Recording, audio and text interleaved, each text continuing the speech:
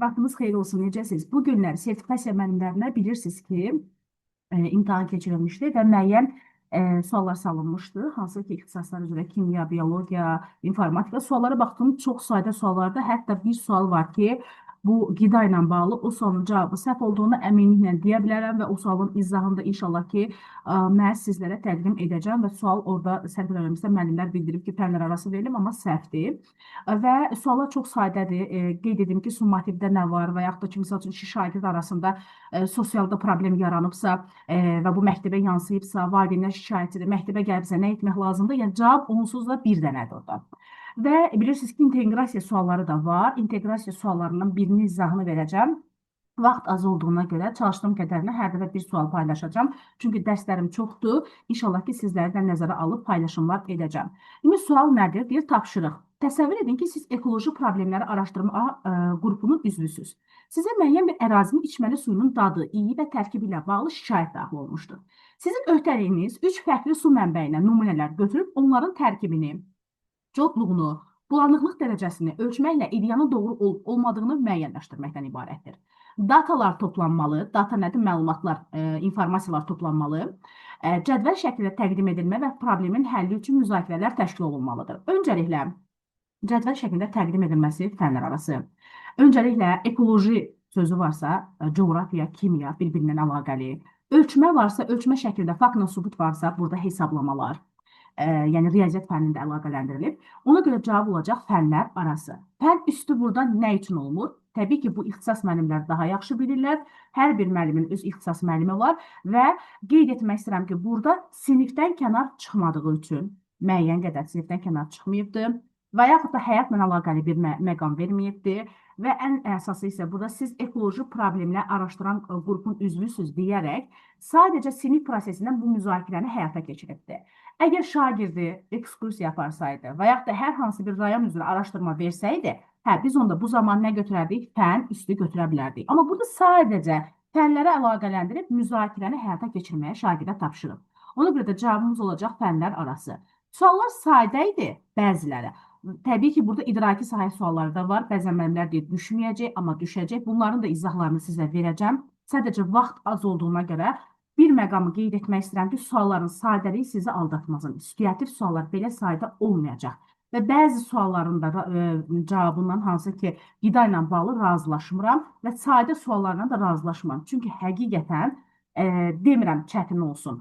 Haqlısınız, belə suallara layiqik biz. Yəni, çətin niyə olmalıdır? Amma orada çətin suallar rastlaşsaz, bu sadə sualları görüb, orada çətin suallar rastlaşanda istər-istəməz siz sualları yaza bilməyəcəksiniz. Ona görə özünüzü asanda öyrəşdirməyin. Sadəcə bu sınaqdır sizə keçiriblər ki, görək müəllimlər nə bilirlər, nə bilmirlər. Hər il keçirirlər.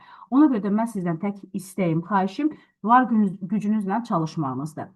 Məsəl üçün, sualları tanış olsaz, bu sual rahat bir sual idi, yaxşı sual idi. Məsəl üçün, summativ qiymətləndirmədən nə yer alır? Düzdür, kimyada biraz yaxşı düşüb, informatika müəllimlərindən vəhşi sadə suallar düşmüşdü. Məsəl üçün, deyək ki, şagirdlər arasında artıq uzun müddətdir ki, konflikt var idi. Şagirdlərindən birinin valideyni tələb edir ki, digər şagird sinifdən çıxarılsın. Bu illərin suallarıdır. İllərin sualıdır və burada nə etməlidir? Valideyn empatiya qurmalıdır ki, bu problemi aradan qaldırsın. Belə bir sualın yerinə yaxşı bir sual salınıb, sizi daha da maarifləndirə bilərdilər. Mən belə düşünürəm. Və bir müəllim olaraq da inşallah ki, növbəti artı sınaqlarında bunu gözləyirik. Həm MİQ, həm sertifikasiya müəllimləri üçün. Və sadə sual idi, çox sadə sual idi. Yəni, şagirdi çıxartmamalı, valideynlə danışmalı, empatiya qurmasına şərait yaratmalı. Hər iki halda bu məzmunlu cavablar götürülür. İnşallah ki, izahları paylaşacağım. Hələ ki, vaxt az olduğuna görə sizi nigaran qoymaq istəmədim. Çünki hər kəs mənə sualları atırlar. İnşallah izah edib ətraflı şəkildə səhifədə paylaşacağım vaxtım olarsa. Və qeyd etmək istəyirəm, belə sadə suallara aldanmayın. Və indi keçid etmək istəyirəm ki, hansı ki, dediyim texnologiya ilə bağlı sualda mən niyə razılaşmıram? Xahiş edirəm, hər kəsin diqqəti məndə olsun.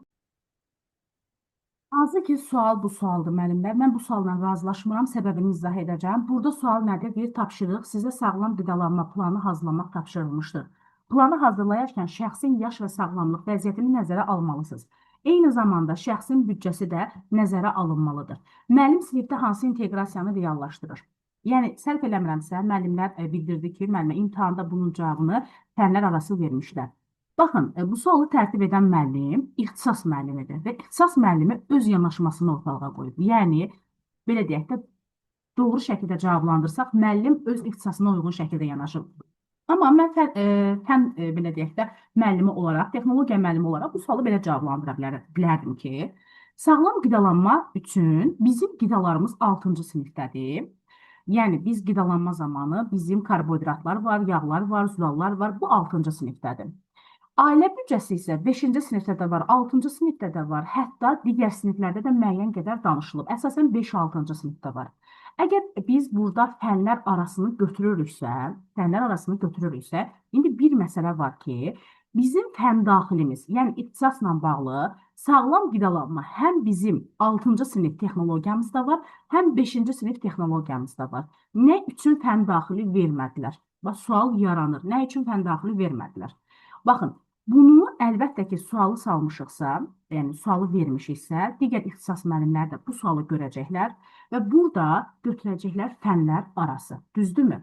Və belə bu tipli sualın salınması kimya müəllimi üçün də, daha doğrusu kimya müəllimlərinə salıblar deyəsən, yox, biologiya müəllimlərinə salıb, daha doğrusu düzgün deyil. Niyə? Şəxsi büdcə öncəliklə texnologiya ixtisasında var. Və mən ixtisas müəllimi olaraq mən burada fəndaxili fənlər arası götürərdim. İndi mənə bu sual düşsə, mən burada necə fənlər arası götürürüm? Axı mənim sinifimdə, mənim dərsimdə bu 5-ci sinifdə də var, 6-cı sinifdə də var. Sağlam qidalanma bizdə sinif üzrədir. Və eyni ilə biologiya fənnində də əminliklə deyərəm ki, sağlam yaşamaq və yaxud da yaşın düzgün şəkildə formalaşması üçün, hər yaş üçün qidalanmanın hər bir sinifdə bir detalı var. Niyə fənlər arası olsun ki bu? Burada fəndaxili fənlər arası olmalıdır. Və çox müəllimlər fənüstü deyirlər, niyə fənüstü olmadı? Çünki fənüstü burada plan qurur. Sadəcə sinifdə deyir ki, plan qur da, yəni öz beynindən qur görək necə bir şey yaradacaqsan. Yəni, sağlam qidalanma üçün biz sırf fənlər arası götürə bilmərik. Məsələn, mən bu sualı texnologiya müəllimimə versəm, texnologiya müəllimi deyəcək ki, şəxsi büdcə, ailə büdcəsi 5-də də var, 6-cı sinifdə də var müəllim. Hətta 6-cı sinifdə də detallı şəkildə var, hətta 8-ci sinifdə də büdcə haqqında məlumat var. Mən necə bunu fənlər arası götürüm və bu sualı tərtib edən şəxs də necə götürübsə ki, fənlər arası, indi mən bu sualı verəndə texnologiyada olacaq fəndaxili fənlər arası, amma biologiyada olacaq fənlər arası.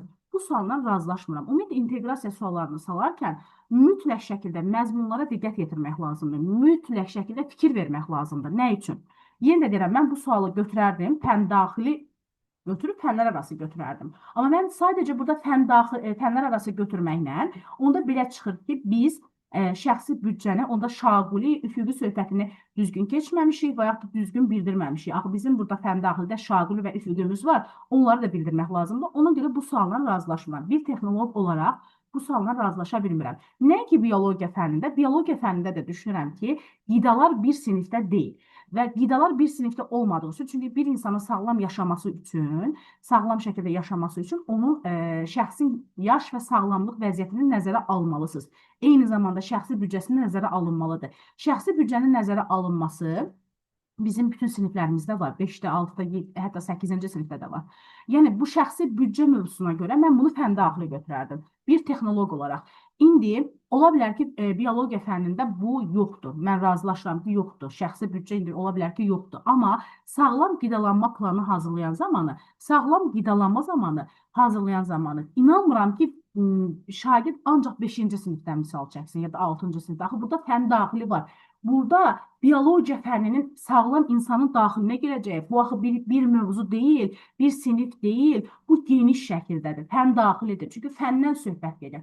Ancaq burada fənlər arası götürə bilmərik. Əgər desəydik ki, insan hansı qidaları yeyir sağlam qalması üçün və yaxud da ki, misal üçün, hansı qidadır ki, misal üçün, insanın, misal deyirəm, ümumi deyirəm ki, xeyirlidir. Bunu məsəl deyərəm ki, fənlər arası götürə bilərəm. Amma burada sağlam qidalanma planı hazırla deyir. Sağlam qidaların içərisinə daxil olur. Yaş və sağlamlıq vəziyyətini nəzərə al deyir. Yaş vəziyyətini, sağlamlıq vəziyyətini insan bəyəm hamısı 15 yaşındadırmı? Bu yaş səviyyəsinin özünün də biologiyada daha detallı şəkildə məlumatları var, daha detallı şəkildə məlumatları qeyd olunub. Ona görə mən bu sualdan razılaşmıram və mən bu sualı fənlər arası götürə bilmirəm. Bir texnoloq olaraq bu sualı mən fəndaxili mütləq şəkildə götürməliyəm. Çünki mənim ixtisasımdır və mən ailə büdcəsini məndən, şəxsi büdcəni məndən yaxşı bilən bir insan yoxdur.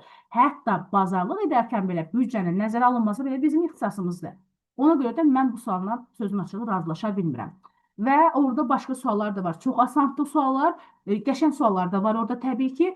Qısa şəkildə bunların məlumatını vermək istədim müəllimlər. İnşallah yenə də paylaşımlar edəcəm. Gözünüz kanalımızda olsun. Düzgün şəkildə reallıqla paylaşım etməyə çalışıram ki, sizlərdən maariflənəsiniz. İnşallah növbəti izahlarda görüşənədək özünüzə yaxşı baxın.